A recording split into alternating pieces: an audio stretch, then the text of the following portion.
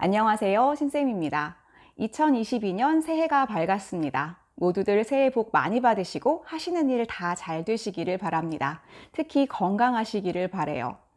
어제까지만 해도 학기말 업무로 좀 바쁜 시간을 보내고 있다가 자고 일어났는데 1월 1일이라는 게 조금 실감이 나지 않더라고요. 사실 매일 해가 뜨고 지는 게 똑같이 반복되는데 이렇게 특별한 의미를 부여하는 날이 무슨 의미가 있는 걸까? 이런 생각을 할 때가 좀 있습니다. 하지만 우리 인간들은 망각의 동물이니까요. 하루하루 우리의 삶이 얼마나 소중한지를 이렇게 특별한 날 조금 더 생각을 해볼 수 있는 기회가 되는 것 같습니다. 이제 새로 시작하는 그런 날이 되었는데요. 이렇게 새로 무언가를 시작할 때, 그리고 나 자신을 좀 새롭게 시작하고 싶을 때 읽을 수 있는 책을 오늘 좀 생각해 봤고요.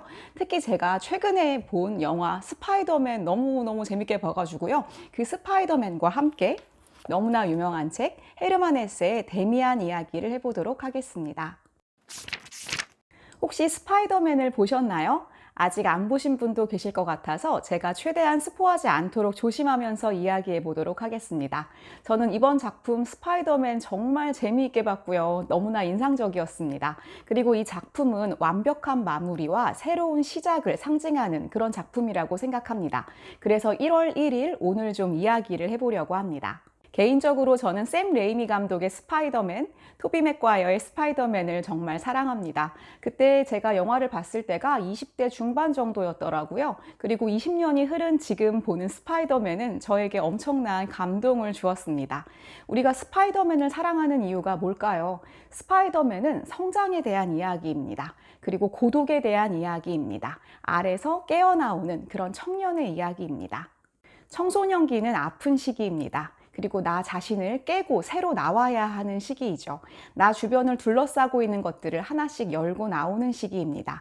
그리고 지금까지 내가 이렇게 붙어있던 부모님과 그리고 어른들과의 세계에서 결별해야 하는 시기이기도 합니다. 그것이 얼마나 힘든지는 모두가 경험해봐서 아실 거라고 생각합니다. 어른이 된다는 것은 외로움과 고독을 참고 받아들일 수 있는 사람이 되는가입니다. 이것은 용기가 필요한 일이기도 합니다. 그리고 성장은 책임을 수반합니다. 스파이더맨의 명대사가 있죠. 큰 힘을 가지면 그에 따른 책임이 따른다는 것.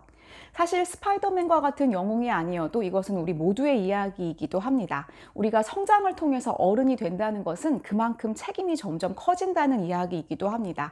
그래서 우리의 어깨는 점점 무거워지는데요. 그 무거운 책임을 받아들이고 이것을 감내할 만한 용기를 가지는 것. 이것이 바로 어른이 되는 것, 그리고 성장한다는 것이죠. 제가 토비 맥과이어의 스파이더맨을 사랑한 이유는 제가 사춘기 때 느꼈던, 제가 청춘에서 느꼈던 아픔을 함께 담고 있었기 때문인 것 같아요. 아무도 내가 스파이더맨이라는 것을 알지 못하고, 그리고 나는 혼자서 그것을 감내해 나가는데요. 제가 어렸을 때 겪었던 그런 마음과 좀 비슷하다는 생각을 했습니다. 하지만 이번 마블의 스파이더맨은 그렇지 않죠. 나의 친구들도, 나랑 정말 친한 친구들은 나의 정체를 알고 있고, 결정적으로 톰 홀랜드에게는 토니 스타크가 있습니다. 앞선 작품에서 톰 홀랜드의 스파이더맨은 토니 스타크에게 이런 말을 합니다. 수트가 없으면 난 아무것도 아니라고요. 그리고 토니 스타크는 만약에 정말 그렇다면 더더욱 너는 스파이더맨이 될 수 없다고 이야기합니다. 하지만 이번 작품에서 톰 홀랜드의 스파이더맨은 토니 스타크로부터 벗어나 진정한 홀로서기를 하게 됩니다. 그리고 반드시 통과해야 하는 외로움과 고독을 감내할 수 있게 되는 정말 어른, 정말 제대로 된 성장을 하게 되는 것이죠. 제가 20대에 봤던 피터 파커의 외로움과 고독이 나 자신에 대한 투영으로 느껴졌다면 이제 40대 중반을 향해 가면서 보는 피터 파커의 외로움과 고독은 안쓰러움으로 느껴지더라고요. 마치 나의 아들, 나의 제자, 그리고 나의 후배들을 보는 그런 기분이 들었습니다. 그래서 나는 그걸 잘 견뎌냈는데 나보다 어린 세대들이 이것을 해낼 생각이 좀 제 마음을 짠하게 만들더라고요. 그래서 제가 계속 그렇게 울면서 영화를 봤던 게 아닌가라는 생각이 듭니다. 제가 오늘 뜬금없이 스파이더맨 이야기를 한 이유는 바로 이 작품에 대한 이야기를 하기 위해서입니다. 바로 헤르만 헤세의 데미안입니다. 데미안은 그야말로 성장소설의 상징과 같은 그런 작품이고요. 저는 스파이더맨을 보면서 계속 이 작품을 떠올렸습니다. 이 책의 주인공은 싱클레어인데요. 피터 파커처럼 여겨지고요. 그리고 데미안은 토니 스타크처럼 느껴집니다. 싱클레어는 기독교 집안에서 곱게 자란 도련님 같은 소년입니다. 그리고 사립학교를 다니고 있는데요. 성장소설에서 흔히 등장하는 일진 학생이 나와요. 그래서 싱클레어를 괴롭힙니다. 그리고 이 싱클레어를 이러한 고난에서 바로 해소시켜준 사람이 바로 데미안이죠. 그 이후에 상급학교로 진학하면서 데미안과 멀어지게 되고, 그리고 여러 가지 일탈을 해보기도 합니다. 그리고 자신이 사랑하는 여인의 얼굴을 그리다가 자신이 그린 그림이 데미안의 얼굴이라는 것을 깨닫게 됩니다. 싱클레어는 여전히 데미안을 생각하고 있었던 것인데요. 자신과의 정체성 싸움을 하던 싱클레어는 이상한 꿈을 꾸게 되고요. 이것과 관련된 편지를 데미안에게 보냅니다. 그리고 데미안이 보낸 답장이 이 책에서 가장 유명한 그런 구절입니다. 새는 알에서 나오려고 투쟁한다. 알은 세계이다. 태어나려는 자는 하나의 세계를 깨뜨려야 한다. 새는 신에게로 날아간다. 신의 이름은 아브락사스.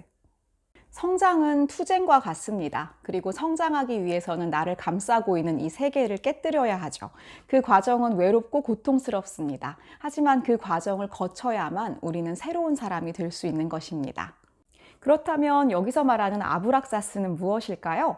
아브락사스는 고대 히랍의 신이라고 하는데요. 헤르만 헤세는 기독교의 신과 대비하기 위해서 아브락사스라는 신을 위치시켰습니다.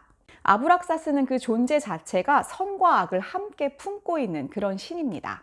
여기서 전에 잠깐 니체의 사상을 말씀드린 적이 있는데요. 니체 얘기를 해야 할 것 같아요. 니체는 신은 죽었다라고 주장하는데요. 여기서 말하는 신은 기독교의 신이기도 하고 기존 질서이기도 합니다. 그리고 기존 질서에서는 선과 악의 경계를 명확하게 우리에게 줬고 우리는 거기에 종속돼서 살아갔는데 이것 자체가 커다란 폭력이라고 니체는 주장하고 있습니다. 과연 무엇이 선이고 무엇이 악일까요? 우리는 이것을 언제나 명확하게 구별할 수 있을까요? 그리고 이것의 기준이 되는 기독교의 신의 모든 윤리는 과연 정말 맞는 것일까요? 기독교의 신이 그리고 기존 질서가 우리에게 정해주는 대로 우리는 사는 게 그게 과연 맞는 걸까요? 우리는 이제 근대 시대를 벗어나서 현대에 살고 있습니다. 그리고 현대의 우리는 이러한 무언가가 정해져 있는 절대주의의 세상이 아니라 상대주의 세상에 살고 있죠. 어떻게 생각하면 아브락사스는 현대의 신입니다. 그 안에 선과 악을 함께 가지고 있죠. 그리고 이것이 과연 무엇이 옳을까는 우리 스스로가 다시 기준을 세우고 판단해야 하는 문제입니다. 사실 더 쉬운 것은 기존 질서가 알려주는 대로 이것이 선이고 이것이 악이야 라고 그냥 받아들이고 그대로 따라가는 것이죠. 하지만 이것을 깨트리고 나와서 나만의 기준 질서를 다시 한번 생각하고 정말 초인이 되는 것, 그리고 제대로 된 성장을 하는 것은 고통스럽고 힘든 일입니다.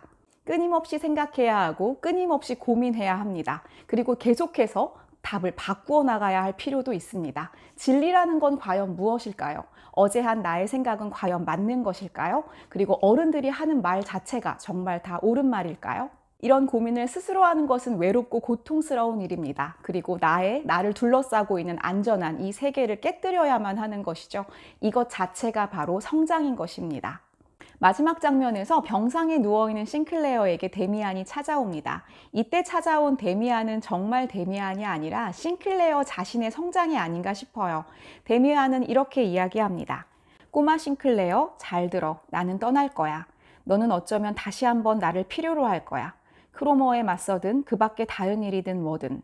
그럴 때 네가 나를 부르면 이제 나는 그렇게 거칠게 말을 타거나 기차를 타고 달려오지 못해. 그럴 때 넌 너 자신 안으로 귀 기울여야 해. 그러면 알아차릴 거야.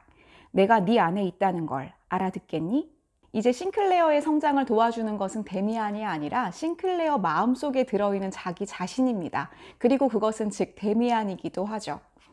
피터 파커를 도와주고 있었던 토니 스타크는 없습니다. 이제 피터 파커는 자기 자신 스스로 성장해내야 하죠. 그리고 피터 파커는 영화에서 그것을 실제로 이루어냅니다. 마지막 장면에서 텅 빈 방으로 혼자 들어가는 피터 파커는 굉장히 가슴 시리도록 아름답고 멋있었는데요. 데미안처럼 항상 피터 파커를 돌봐주던 토니 스타크는 없지만 그의 마음속에 있는 토니 스타크, 그리고 다시 성장한 피터 파커는 또 다른 위험 속에서도 그를 다시 성장시켜줄 수 있는 그런 존재가 될 것입니다. 성장하는 청춘 그리고 아파하는 청춘은 아름답습니다. 왜 아름다울까요? 저는 그 유연성 때문이라고 생각합니다. 성장이라는 건 다시 말하면 나 자신을 부정하고 새로운 내가 될 수 있다는 건데요. 그래서 나를 둘러싸고 있는 세계를 깨고 그리고 거기서 나오는 것이죠. 이것에는 엄청난 고통과 용기가 필요한데요. 그리고 유연해야만 합니다. 새로 계속해서 바뀔 수 있어야 하니까요. 새해가 되면서 나이를 한 살 더 먹었고 저는 제 나이가 아직도 어색합니다. 40대 중반, 중년의 나이를 거치고 있는데요. 저는 성장하는 한 아직 청춘이라고 생각합니다. 어제의 나를 버리고 알을 깨고 새로 나올 수 있는 용기를 가지고 있다면 아직 청춘이라고 생각하고요. 그 유연성을 언제까지나 가지고 있고 싶은 게 저의 꿈입니다. 그리고 정말 청춘들을 위해서 조금이라도 도와줄 수 있고 조언을 해줄 수 있는 데미안 같은 사람이 되고 싶다라는 생각을 하면서 오늘 영상을 마치도록 하겠습니다. 모두들 감사드리고요. 새해 정말 복 많이 받으세요. 다음에 또 뵙도록 하겠습니다.